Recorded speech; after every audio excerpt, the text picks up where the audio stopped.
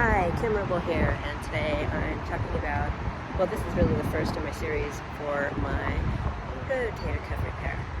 So, for any of you who know me, you know that I run an epic trip to Europe, and I did my advanced yoga certification, and then bopped around for another 6 weeks. And I had an incredible trip. I irritated my rotator cuff when I was doing a surfing lesson in Spain. Well worth it. And I actually damaged it 10 years ago originally, doing like pole fitness classes. But anyway, and then a year ago, I did an obstacle race and was hanging, on ropes and stuff, and I'm pretty sure I partially tore it then. So in Spain, when I was doing the surfing, that was back in February, I knew that I'd irritated it by jumping up on the board repeatedly, and then of course swimming. So I knew relatively quickly that there was a problem. Anyway, I got to Iceland, and I was having a great time, and I was just kind of hiking my way around this ice lake in a dormant volcano crater, and I slipped on some ice, and my arm went backwards, and I landed on it and felt it pop and everything, and I knew immediately, like, fudge, I tore my rotator cuff. I managed to get back to the States, got diagnosed, and so there are 4 tendons that make up your rotator cuff. I've completely torn 2 of them, the infra and supraspinatus, and partially torn the subscapular, and I may also have a tear in my bicep. So, surgery tomorrow. So what I wanted to talk about in this one is how I kind of got ready for surgery. So what I have done is try to minimize the inconvenience and the pain that goes into recovering from a physical surgery like this for somebody who's active. When I had my ACL repaired, it was such a there's a squirrel staring at me. Such a rude awakening for what that entailed. So I did my research. I'm in Venice Beach. No, I'm not in Santa Monica. Anyway, it's beautiful. Things I've done. Oh, I'm so sorry. I kicked the little squirrel. I'm sorry, buddy. I made sure to buy some one-armed, like, tube tops and shirts. Definitely tube tops so they can slide up over my body and not have to lift my arm with the sling, because I'm going to be in what they refer to as an abductor sling for probably about 3 months. Anyway, things like putting on a bra are tough. And yes, I have a husband who would volunteer every single day of the year, but he gets distracted. Anyway, tube tops, one-armed, making sure that one arm is on my good arm, so that, again, I can slide it up and then over my arm. I definitely invested in a couple pairs of, like, some jumpers that, again, you put on and then you can put it up, the bib up under, and button it, as opposed to having to lift your arm. I didn't invest in a wedge pillow this time for sleeping. I'm going to go ahead and try and get away with just using pillows as support. I've also got my recliner ready to go, because I know sleeping in a recliner for me is actually really easy.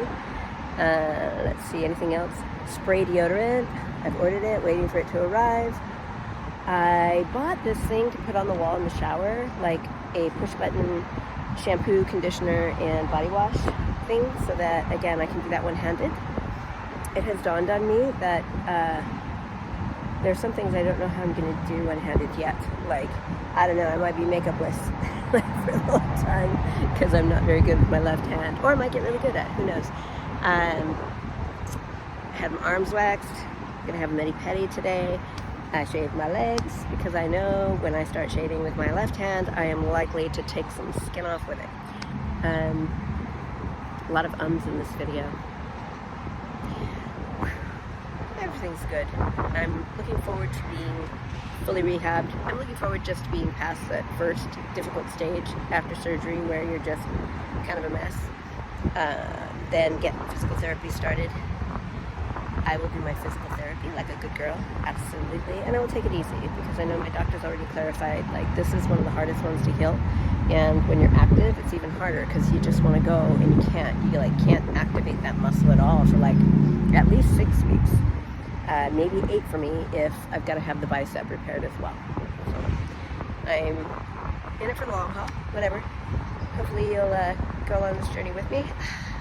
It's going to be a long one. I hear it's approximately 8 months until he calls it, releasing me back to the wild. Which I think is really appropriate. Anyway, I'm grateful. I'm grateful I have an amazing doctor. I'm being cared for by UCLA Health in Santa Monica, and again, I'm grateful for that because they're kicking butt. All right, those are the big things, I guess. I don't have any other big hints other than, again, set things up so they're easy for yourself. For instance, the recliner I'm in is actually one from our theater stuff, and we pulled it away from the midsection so that there's no arm on the right side, so I can literally like slide onto it and back up and swing my legs over instead of having to like push myself back into it. I'll end up, oh, I already did. I'm stocking up on Nespresso pods for my Nespresso Virtuo because I can't make coffee like I normally do. And yes, my husband would make me coffee, but I am high maintenance sometimes. And I drink decaf. He does not, ever. So that I've got ready to go because I usually make it with a mocha pot, but I can't do a mocha pot with one hand.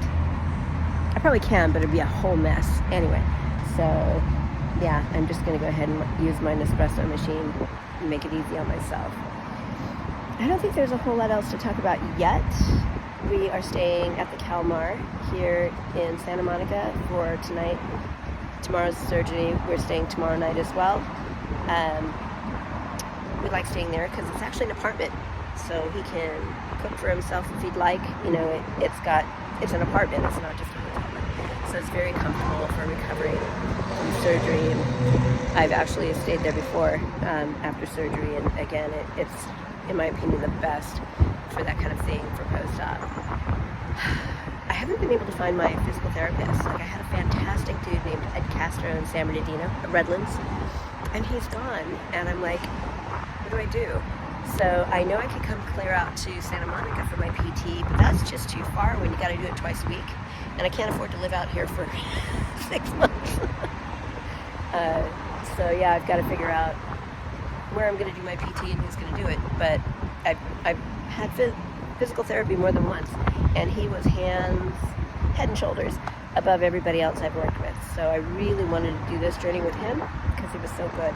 But I'll have to get that worked out. Make sure you choose wisely and do it like as instructed. Anyway, I guess that's enough for now.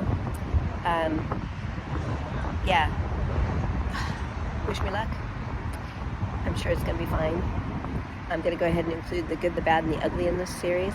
So I'm open to tips and tricks and any encouragement that you have for me.